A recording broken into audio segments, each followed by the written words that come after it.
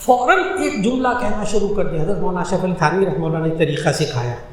فوراً یہ جملہ کہنا شروع کر دے, اے اللہ یہ گناہ مجھ سے چھڑوا دے, اے اللہ مجھ سے یہ گناہ چھڑوا دے. حضرت نے گارنٹی دی, حضرت تھانوی رحمۃ اللہ علیہ نے فرمایا اندر سے آواز آنی بند ہو جائے گی. وجہ بھی بتائی ہے, فرماتے ہیں پہلے کہہ رہا تھا میں نہیں کروں گا, اور جب اللہ کے سپرد کر دیا نا اللہ چھڑوا دے, تو اندر نفس چپ کر کے بیٹھ جاتا ہے, کیونکہ اس کو پتہ ہے اللہ کر دے, اللہ چھڑوا دے.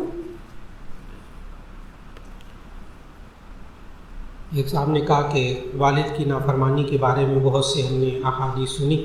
اگر والد دوسرے بچوں کے ساتھ مل کر اپنے ایک بیٹے اور اس کی بیوی سے زیادتی کرے, یہاں تک کہ الزامات بہتان لگائے, یہ سب حقیقت پر مبنی نہ ہو, اگر برداشت سے باہر نکل جائے تو اولاد کے لیے کیا حکم ہے؟ کیا وہ اس صورت میں بھی اپنے والد کی فرما برداری کرے؟